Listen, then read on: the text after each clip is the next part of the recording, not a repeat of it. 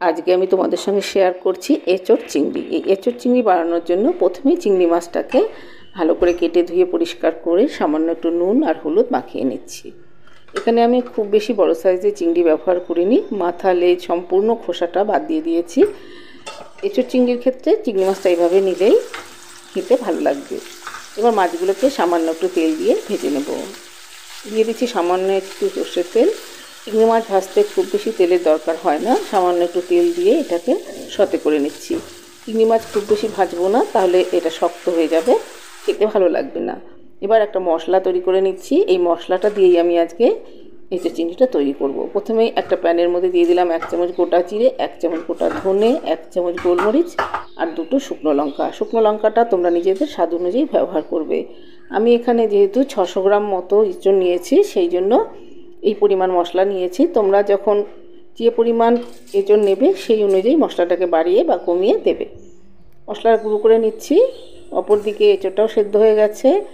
এঁচোড় আর আলুটা একসঙ্গে আমি সেদ্ধ করেছি। এগুলোকে তুলে একটা প্লেটের মধ্যে নিয়ে নিচ্ছি। চিংড়ি মাছটা ভাজা হয়ে গেছে, অপরদিকে চিংড়ি মাছটাকেও তুলে নিচ্ছি। এবার চিংড়ি মাছটাকে তুলে নিয়ে ওই একই তেলের মধ্যে আলুগুলোকে প্রথমে ভেজে নেব। আলুগুলোকে আমি এঁচোড়ের সঙ্গে একই সঙ্গে সেদ্ধ করে নিয়েছিলাম, এতে আলুগুলো অনেকটাই সেদ্ধ হয়ে গেছে। এবার ভাজার পর আরও সেদ্ধ হয়ে যাবে, এতে রান্নায় খুব বেশি একটা সময় লাগবে না। আলুগুলোকে তুলে নিয়ে ওই একই তেলের মধ্যে এঁচোড়গুলোকেও একটু ভেজে নিতে হবে। সামান্য একটু হলুদ দিয়ে দিচ্ছি, যেহেতু আমি হলুদ আর লবণ দিয়েই সেদ্ধ করেছি। এখানে হলুদ না দিলেও চলতো, তবুও আমি সামান্য একটু হলুদ দিয়ে দিলাম যাতে কালারটা ভালো আসে। এঁচোড়টাকে ভেজে তুলে নিচ্ছি, দেখতেই পারছো। এঁচোড় তুলে নেওয়ার পর এর মধ্যে দিয়ে দিচ্ছি 2 চামচ মতো সর্ষের তেল। তেলটা ভালো করে গরম করে নিয়ে এতে ফোড়নে দিয়ে দেবো তেজপাতা, গোটা জিরে, এলাচ, দারচিনি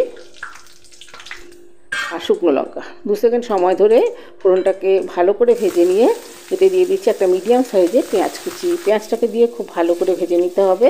এরপর একে একে এতে দিয়ে দেবো মশলা, বাটা মশলাগুলো এর মধ্যে যোগ করব। প্রথমেই দিয়ে দিচ্ছি 1 চামচ আদা বাটা, এরপর দিয়ে দিচ্ছি 1 চামচ কাঁচা লঙ্কা বাটা, এরপর এতে দিয়ে দিচ্ছি 1 চামচ রসুন বাটা, এরপর দিয়ে দিচ্ছি 1 চামচ হলুদ গুঁড়ো। এবার মশলাটাকে ভালো করে কষিয়ে নেব। লবণ 1 চামচ মতো দিয়ে দিলাম। এবার ভালো করে কষিয়ে নিচ্ছি।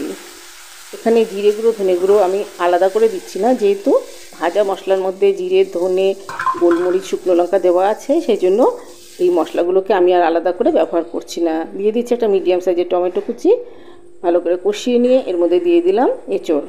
এঁচোড়গুলো দিয়ে মশলার সঙ্গে একটু ভালো করে কষাতে হবে। আলুগুলোকেও দিয়ে দিলাম। খুব ভালো করে কষিয়ে নিতে হবে, তাহলে এঁচোড়টা খেতে ভালো হবে। এবার মশলার সঙ্গে খুব ভালো করে এঁচোড়টাকে কষিয়ে নিচ্ছি। দেখতেই পাচ্ছ এঁচোড়টাকে ভালো করে কষিয়ে নিচ্ছি। এঁচোড়টা ভাজার সময় 50% মতন সেদ্ধ হয়ে গেছে, সেই জন্য এটা হতে আর বেশি সময় লাগবে না। ভাজা মশলাটা দিয়ে দিলাম, পুরোটাই এর মধ্যে আমি দিয়ে দিচ্ছি, কারণ সম্পূর্ণ মশলাটা এখানে দিতে হবে।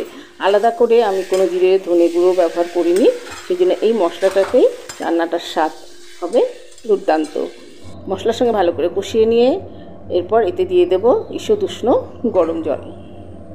আমি সবসময় রান্নার ক্ষেত্রে ঈষৎ উষ্ণ গরম জল ব্যবহার করতেই বলে থাকি, সেই জন্য এরপর এতে দিয়ে দিলাম 1 চামচ মতো লবণ আর 1 চামচ মতো চিনি। লবণটা মনে হচ্ছে আমার আরেকটু লাগবে, সেই জন্য নুন চিনিটা দিয়ে দিলাম। চিনিটা অপশনাল, তোমরা দিতেও পারো, নাও দিতে পারো। যারা চিনি খাও না তারা এটাকে অ্যাভয়েড করতে পারো। যে কোনো রান্নায় একটু চিনি দিলে খেতে ভালো হয়। দিয়ে দিলাম 2 বাটি মতো ঈষৎ উষ্ণ গরম জল। গরম জলটা দিয়ে খুব ভালো করে ফুটতে দিতে হবে। যখন খুব ভালো করে ফুটে উঠবে আর আলু আর এঁচোড়গুলো পুরোপুরি সেদ্ধ হয়ে যাবে, তখন এর মধ্যে আমি চিংড়ি মাছগুলো যোগ করে দেবো। ভাজা চিংড়ি মাছগুলো তখন এর মধ্যে দিয়ে দেবো। দেখতেই পাচ্ছ ঝোলটাকে দিয়ে দিয়েছি। এবার ঢাকা চাপা দিয়ে কিছুক্ষণ রান্না হতে দেবো। মিডিয়াম টু হাই ফ্লেমেই এটাকে আমি সেদ্ধ হতে দেবো।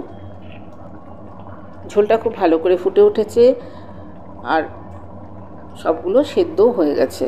এবার এতে দিয়ে দিচ্ছি চিংড়ি মাছগুলো। চিংড়ি মাছগুলোকে দিয়ে মশলার সঙ্গে খুব ভালো করে একটু মিশিয়ে দিচ্ছি। এবার আরেকটু মাখা মাখা হয়ে গেলে নামিয়ে নেব। আলাদা করে এখানে আমি আর গরম মশলা ব্যবহার করছি না, যেহেতু ফোড়নেই আমি এলাচ, দারচিনি দিয়েছিলাম, সেই জন্য আমি আলাদা করে গরম মশলা দিলাম না। তোমরা চাইলে দিতে পারো। এবার এটাকে নামিয়ে নিচ্ছি।